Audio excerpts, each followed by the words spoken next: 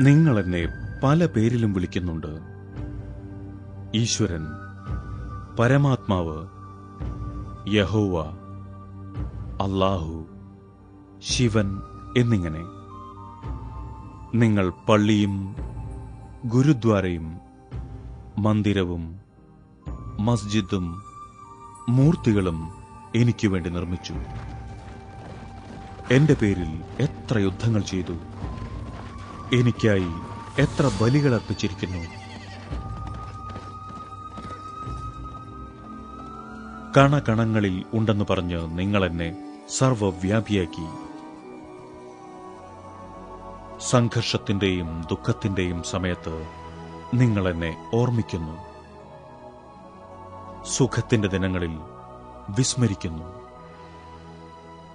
നിങ്ങൾ ജന്മജന്മാന്തരങ്ങളായി ദേവരൂപത്തിൽ എന്റെ പൂജ ചെയ്തു, എന്നിട്ടും എന്നെ അറിഞ്ഞില്ല. ഗുരുക്കന്മാരും സന്യാസികളും എന്നിലേക്കുള്ള വഴികാട്ടുന്നതിനു വേണ്ടി പ്രയത്നിച്ചു, എന്നാൽ ആർക്കും ഞാൻ പ്രാപ്തമായില്ല. ഞാൻ തന്നെ നിങ്ങളുടെ അമ്മയും അച്ഛനുമാകുന്നു. എന്നിലൂടെ നിങ്ങൾക്ക് സർവവും അനുഭവിക്കാൻ കഴിയും. നിങ്ങളെപ്പോലെ ഞാൻ ഒരിക്കലും ജന്മമെടുക്കുകയോ മരിക്കുകയോ ചെയ്യുന്നില്ല.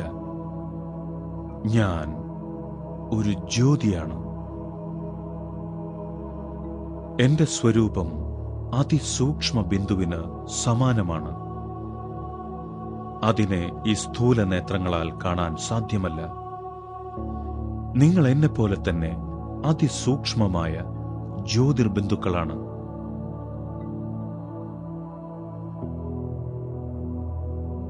എന്റെ നിവാസസ്ഥാനം ശാന്തിധാമമാണ്.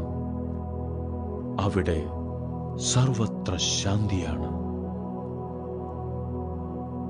ഒരു സമയത്ത് നിങ്ങളേവരും എന്നോടൊപ്പം ആ സുവർണ ലോകത്തിൽ നിവസിച്ചിരുന്നു. പിന്നീട് അവിടെ നിന്നും വന്ന് ഈ സ്ഥൂല ലോകത്തിൽ ശരീരം ധരിക്കുകയും ചെയ്തു.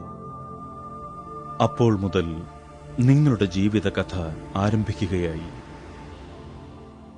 കാലം കടന്നുപോയതോടുകൂടി നിങ്ങൾ എന്നെയും സ്വന്തം വീടിനെയും വിസ്മരിച്ചുപോയി.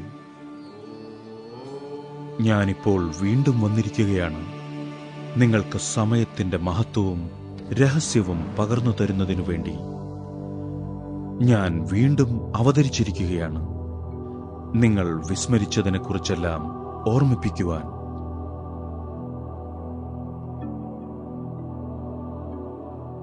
ഞാൻ വീണ്ടും വന്നിരിക്കുകയാണ്, നിങ്ങളിൽ സ്നേഹവും ശാന്തിയും ശക്തിയും നിറയ്ക്കുവാൻ. ഓർത്തുനോക്കൂ,